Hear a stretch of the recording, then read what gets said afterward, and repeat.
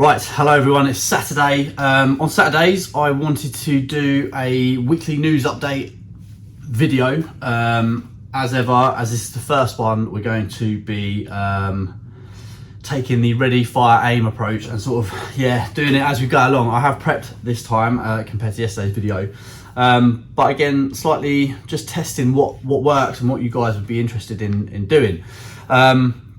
We've got three sections of this. I want to go through some of the news and legislation and stuff this week and a little bit older than that. Then we're going to go on to a bit of a market update and then just a bit of news of what's going on in and around VCC Homes. So hopefully you like this video, so don't forget to like and subscribe and give us a comment and give us some feedback on what you think of this video. But let's get into it. I wanted to just go through the latest government housing survey has been released on Thursday, just gone, a couple of days ago. The number of households in the private rented sector remains unchanged, 6th year in a row. So essentially, what this article is saying that about 19% of households are owned by private landlords, which is pretty big. It's been where was it, in the 1980s and 1990s. It was around 10%, so the industry has grown nearly double since then, since 2002. It's just been going up and up and up. So it's interesting, isn't it, in comparison to homeowners.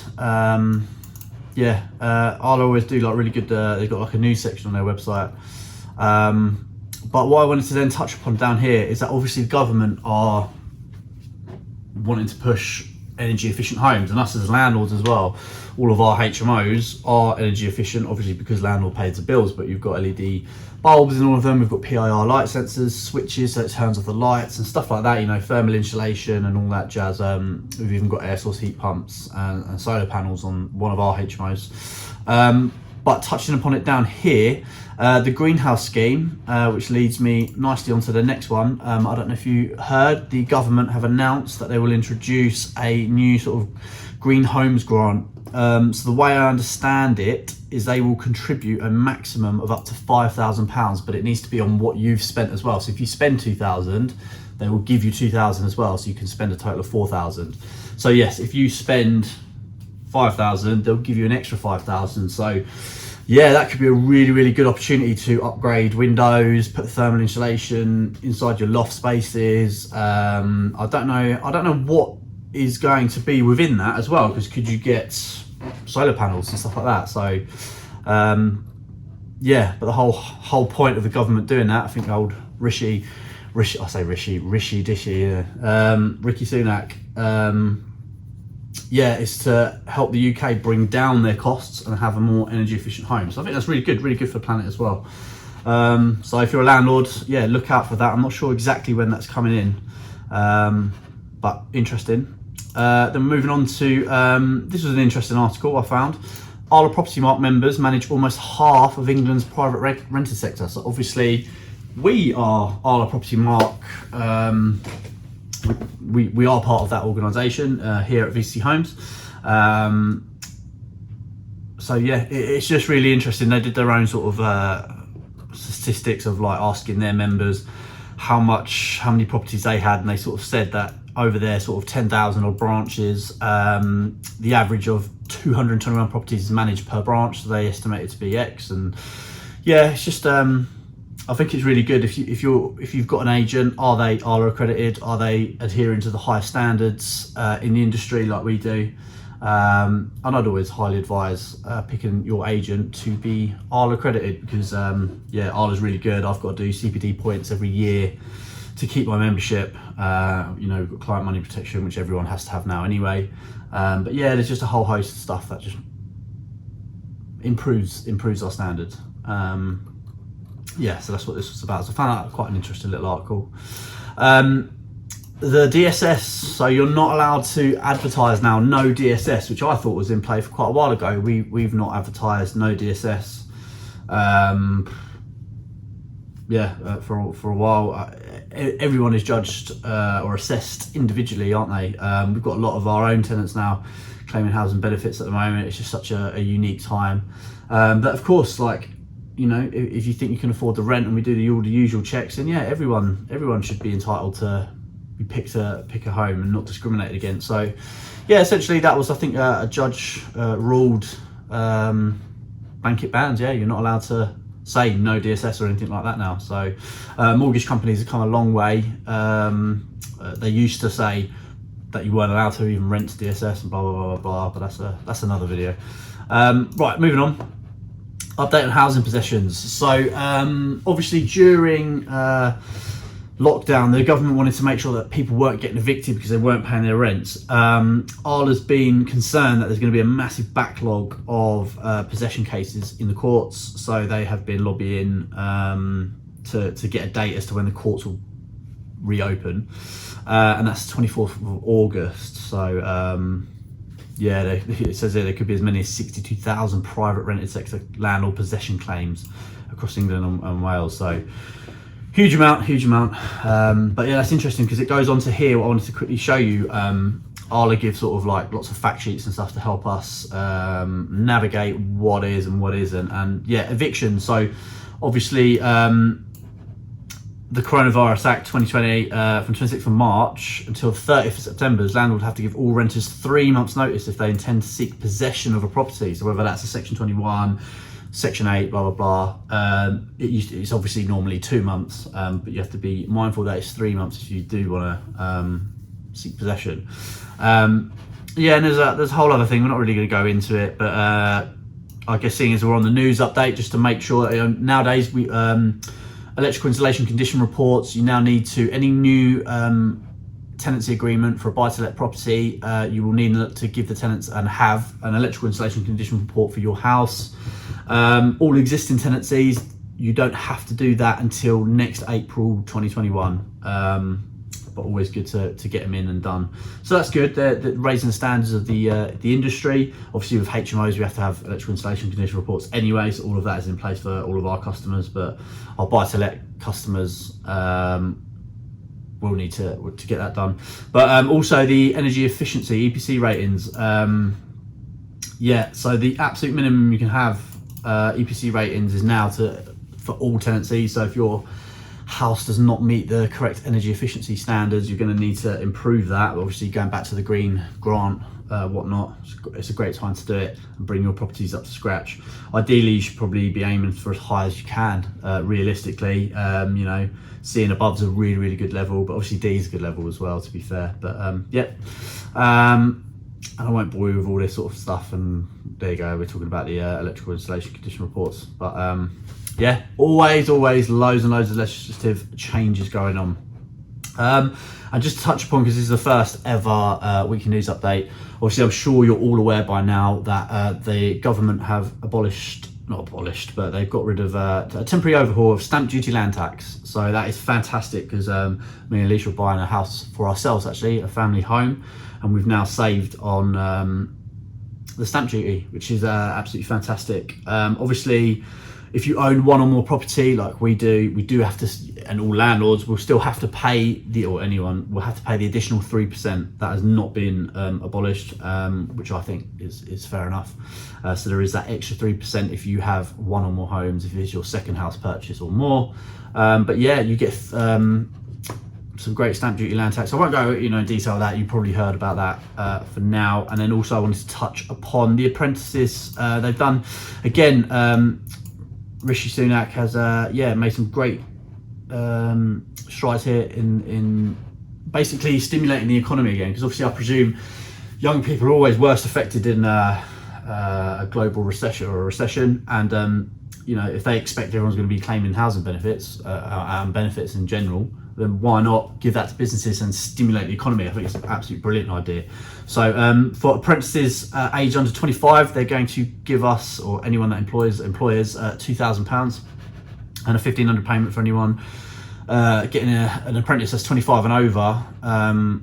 So yeah, just basically an apprentice scheme, which is great. And what else I wanted to touch upon, which may benefit us actually, is a Kickstart program, which will see that government funds will take young persons for like 20. So basically, I think it's 18 to 24-year-olds. The government will pay minimum wage to the employer for 6 months to try and get that. Now, obviously, I think, I don't know details, but maybe companies can top that up if minimum wage is a little bit short. But I mean, that's just such a fantastic opportunity. I've got 2 or 3 hires that potentially we might do with that to help really grow our business. So I think it's just brilliant. There's been some brilliant changes here from the government. I just wanted to say the job retention scheme. So if you've been furloughing someone, they want you to keep furloughed workers, and they'll give you sort of a £1,000 bonus, I think they said. I think it's like either from September till February, maybe. There's some sort of period, where was it? By the end of January, yes. So by the end of January. So if you bring someone back off furlough and they stay with you until the end of January, they'll give you a £1,000 bonus per employee that you do that to. So yeah, brilliant. Mad times, isn't it? Mad times. Yeah, there's so much going on all the time with legislation changes here in the industry. I think we've had the most legislative changes in the last 5 years or so in the property industry than there was in the last 100. So yeah, but that's a bit of a sort of a news update through the Arla bits and bobs. The next bit I wanted to sort of go through was this. I wanted to go through a sort of general market update with this bit of kit that we use now, which is really good. So let me bring you to. So yeah, in the last 12 months, the average property rent in Crawley is £911, and that's a 1% decrease over last year. Crawley rents, we'll get onto that actually. Average age 34. Coming down here, look, you can see these sort of stats what we've just been going over. 50% of properties let in the past 12 months were flats, achieving an average rental value of £903 per month, and houses achieved £957 on average per month. So that could be a 2-bed house ranging all the way up to a 4-bed house. And you can see 41% of tenants are aged between 18 and 29. So that's an interesting stat, isn't it? So if you manage HMOs, do you know exactly who your target market is, and are you catering for 18 to 29-year-olds and have systems in place to manage that type of tenant demograph, so to speak? But you can see here in the southeast, and then versus Crawley, the average monthly rents for each type of house, detached, semi-detached. So for a detached house, £1,950 is the average, but down in the southeast, nearly £1,500 is the average. So quite a big difference there. But semi-detached, they bring it in closer. Terraced and almost flats are identical. So yeah, really good. Stats over the last 12 months. Coming down here, look, rents are going down. Changes in average rents. We've got, look, 6.64% in detached houses. The rents have really come down there, but I guess all houses seem to have gone down, unfortunately, against the southeast. So Crawley has been affected in the last 12 months, but flat prices holding firm. So is that an indication of young professionals, like boyfriend girlfriend type couple that just want 1-bed flat, studio flat, something like that? There's a lot of new flats going up in and around Crawley, so the demand should be quite strong, really. We've got flats going back up here. This has been higher. We've got a higher average monthly rent than the whole of the southeast. So if you've got flats, you're in a good position at the moment.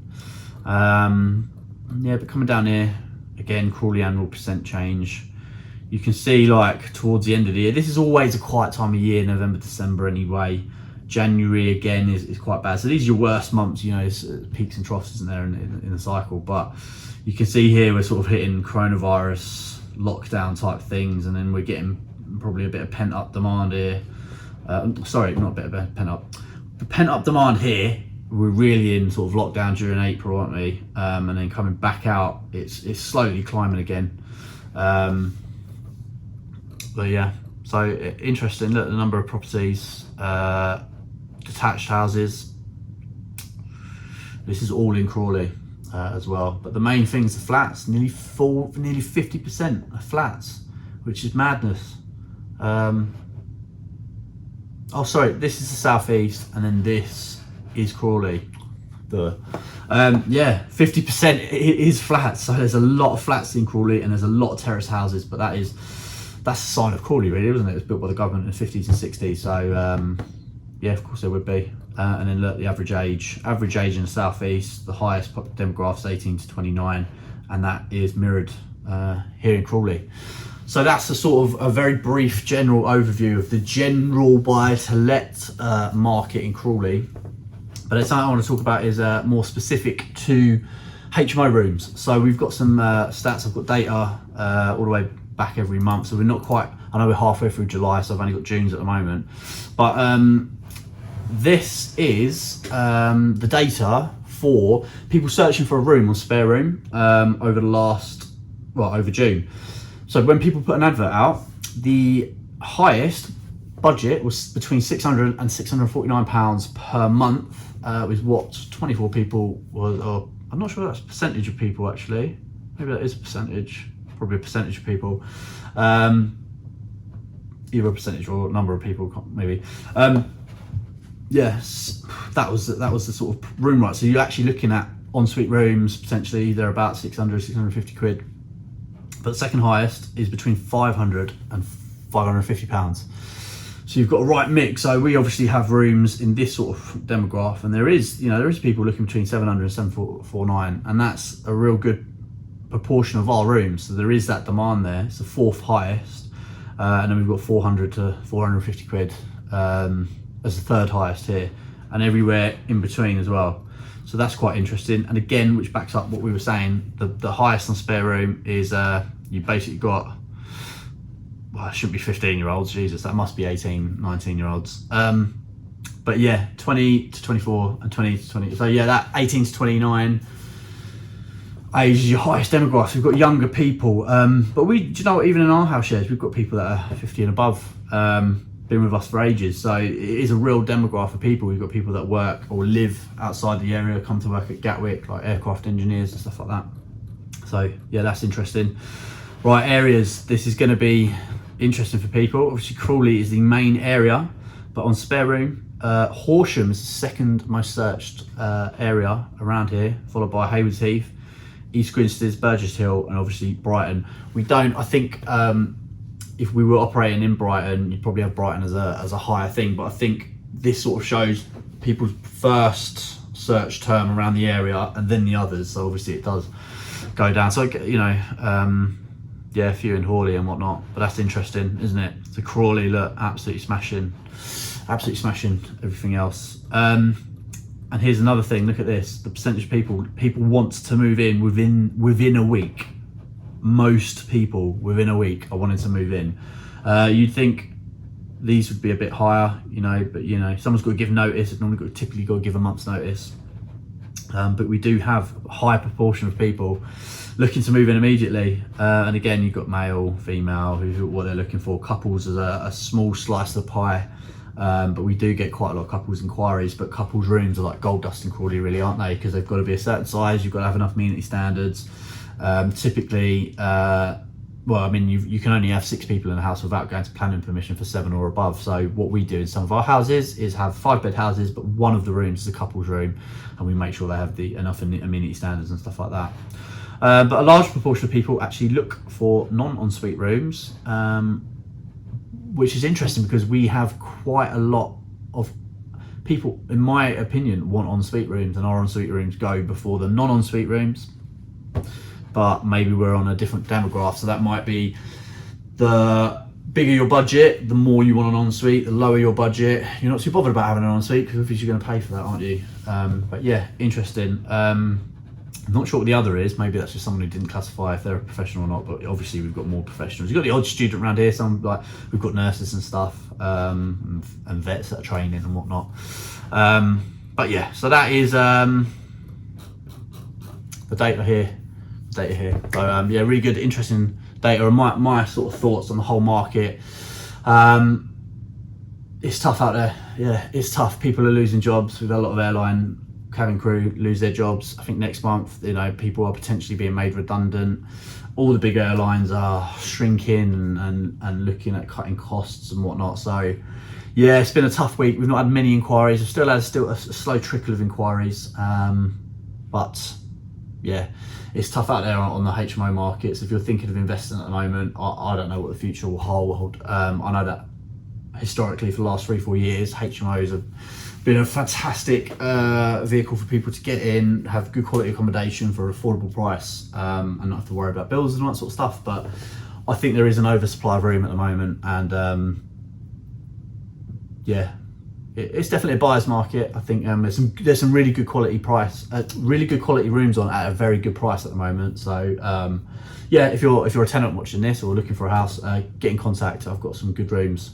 But I just want to wrap this up just to give you a VCC Homes update.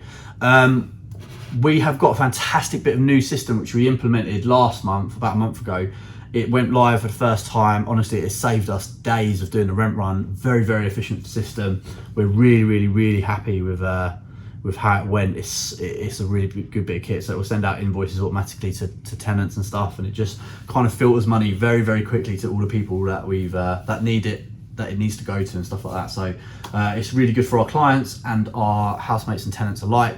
It's just made my life so much easier and really professionalised the business. So the statements are really good. We've got an app so you can see on your mobile phone how your property's performing and all that sort of good stuff. So yeah, I'm really happy with how that's gone. We've got to-let boards actually. Let me show you this little mock-up if it's not reversed. Hopefully it's not.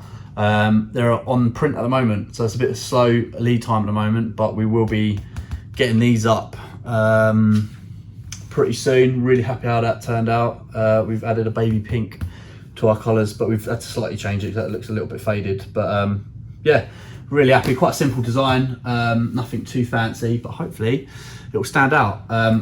And in the long term, we might even flip the colours. So once people have got a bit of brand recognition built up, we might even have the blue there and the white there, and yeah, we might be able to put loads of different boards out that will catch people's eye. So that's really exciting. I'm excited to get them up.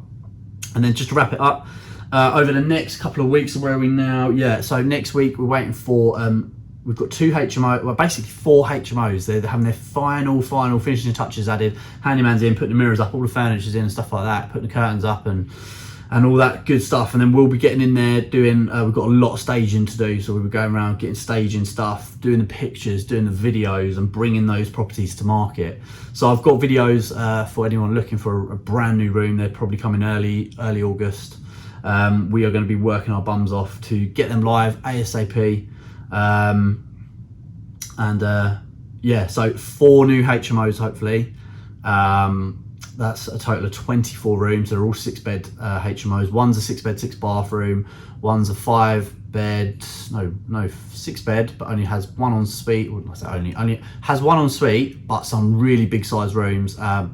So yeah, just give me a shout. And we've got some in, some are, yeah, we've got a couple of ensuite. Yeah, actually, yes, we've just got a variety of rooms. We also did an 8-bed property, and the landlord's been going to get planning permission for the final 2 bedrooms. So we should have an answer soon, actually, for those. So hopefully another 2 rooms, both ensuite rooms, coming into our property, Wimble Court. So that is a total of 26 rooms in the next few weeks, hopefully. So that's really good. We've got one of our clients doing a refurb as we speak as well. And we've been speaking even this week. We spoke to a potential new investor, very interested in the market and seeing what's what. So yeah, investors are still there. It's a great time to buy potentially with the stamp duty gone. But yes, I'm gonna wrap it up there. That is a little weekly news update.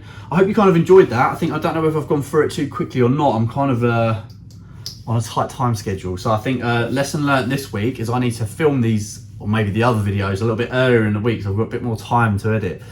But yeah, I'm really enjoying getting back in front of the camera. Hopefully this was of some value. Keep a lookout for our different, on a Wednesday we'll be posting stuff, data and all that sort of good stuff, and even just in general. So I'm really trying to step up the marketing and show you all of this information that I'm seeing, so hopefully help you guys out there. Yeah, and if you're interested in our services and what we provide, hit me up, find us at our website and contact us via email, telephone, all the contact details are on there. But we love you, leave you. Thank you so much for watching. Don't forget to like and subscribe, and I will see you next week. Have a great weekend, and yeah, see you later. Bye.